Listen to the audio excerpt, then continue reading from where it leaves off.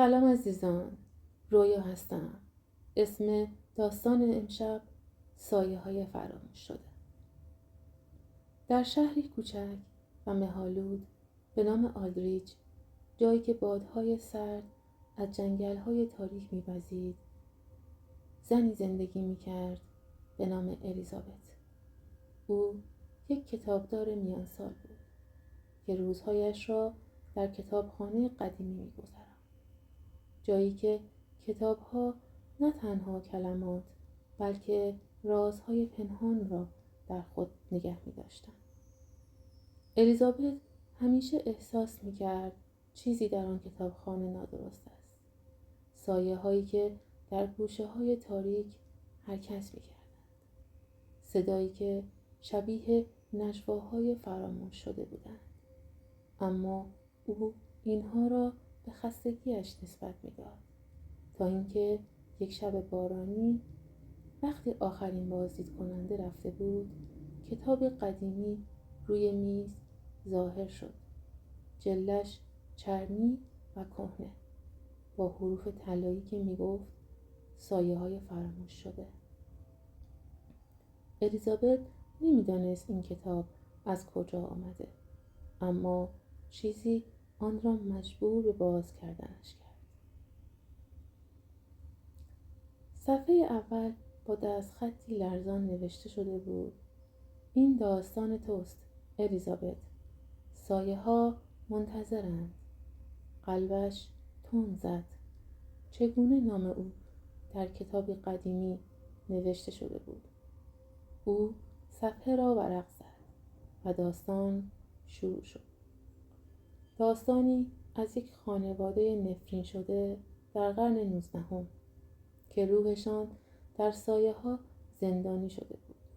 اما هرچه بیشتر می‌خواند احساس می‌کرد کلمات زنده می‌شوند. سایه‌ای از گوشه چشمش گذشت. او کتاب را بست و به خانه رفت. اما آن شب خواب‌های عجیبی دید. سایه‌هایی که نامش را زنده می‌کردند.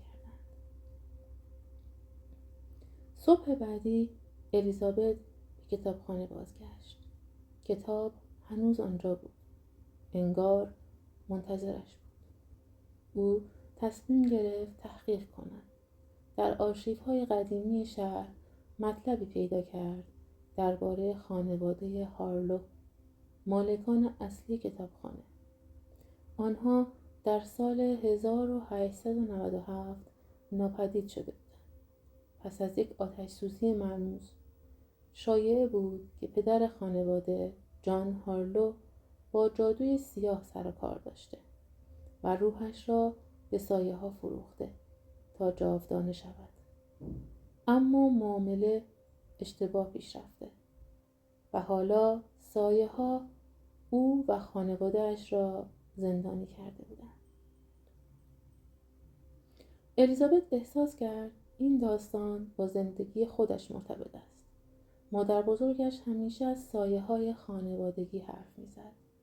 اما او فکر می کرد استعاره است. او شروع به خواندن کتاب کرد. هر صفحه صحنه‌ای از زندگی هارلوها را توصیف می کرد. جان که در آزمایشگاه زیرزمینیش با آینه های سیاه کار می کرد. همسرش که دیوانه شده بود از دیدن سایه هایی که حرکت می کردند و دختر کوچکشان که ناپدید شده بود. اما ناگهان در وسط صفحه نام الیزابت ظاهر شد. الیزابت نواده هارلوها کلید آزادی ماست. او ترسید، اما کنجکاویش بیشتر بود. شب شد و او ماند تا بیشتر بخواند. ناگهان چراغ‌ها خاموش شدند. سایه‌ای بلند روی دیوار کشیده شد، شبیه به یک مرد. جان زمزمه کرد. سایه حرکت کرد، انگار پاسخ میداد. الیزابت فرار کرد، اما در راه خانه احساس کرد سایه‌ای دنبالش است. وقتی به خانه رسید، آینه اتاقش ترک خورد. در آن تصویری از خودش دید، اما با چشمانی سیاه مانند سایه. الیزابت نمیتوانست داستان را رها کند. روز بعد با دوستی قدیمی به نام مارک که مورخ بود تماس گرفت. مارک گفت هارلوها رازی داشتند. جان معتقد بود سایه ها بعد دیگری هستند، جایی که مردگان زندگی می کنند. او سعی کرد با آنها ارتباط برقرار کند، اما سایه ها او را بلعیدند.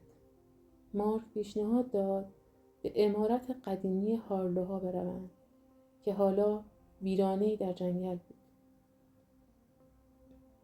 آنها شبانه رفتند. باد زوزه می‌کشید و مه همه جا را گرفته بود.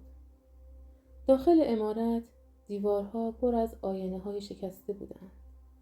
الیزابت کتاب را با خودش برده بود.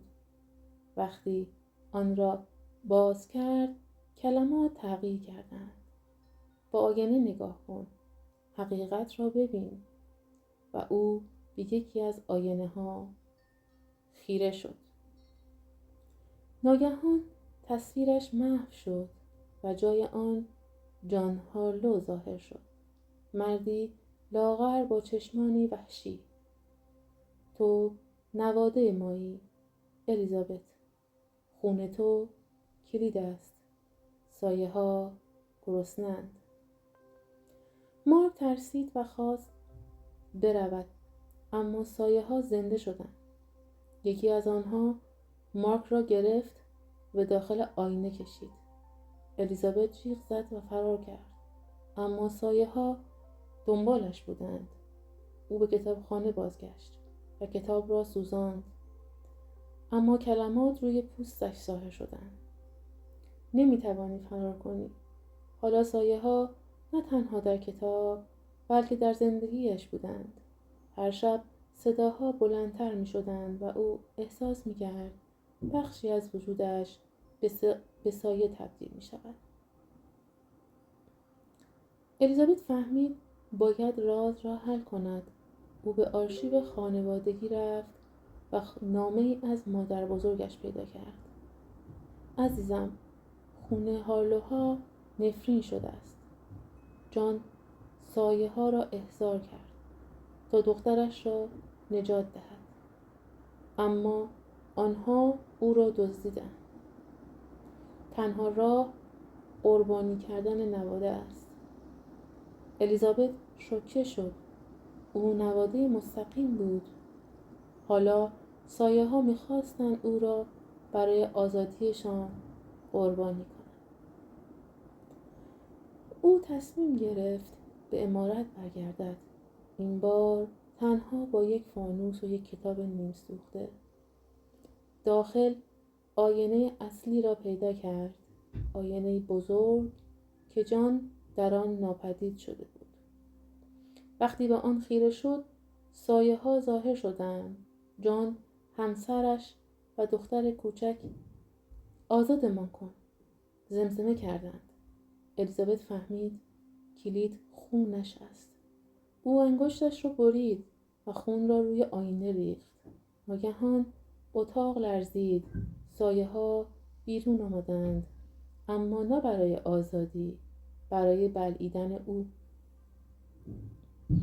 در آخرین لحظه الیزابت فریاد زد: من قربانی نیستم، من اربابم. او کلماتی از کتاب را خواند که تغییر کرده بودند. سایه ها عقب نشستند. جان ناپدید شد و دختر کوچک ظاهر شد. روحی آرام. متشکرم گفت و محو شد. نفرین شکسته شد.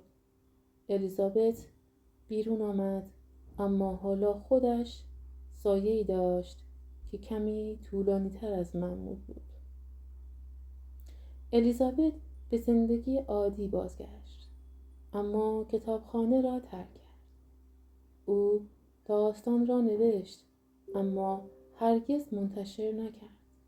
گاهی در شب‌های مه‌آلود سایه‌اش حرکت می‌کند یادآوری این که سایه ها هرگز کامل فراموش نمی شوند. آیا تو هم سایه‌ای داری که زمزمه می کند؟ گوش کن. شاید داستان تو بعدی باشد. از اینکه تا الان اینجای داستان با من همراه بودید از شما متشکرم. لطف کنین پیج رو سابسکرایب کنید، نظراتتون رو کامنت کنید و منو برای پیشبرد پیج کمک کنید. شبتون بخیر.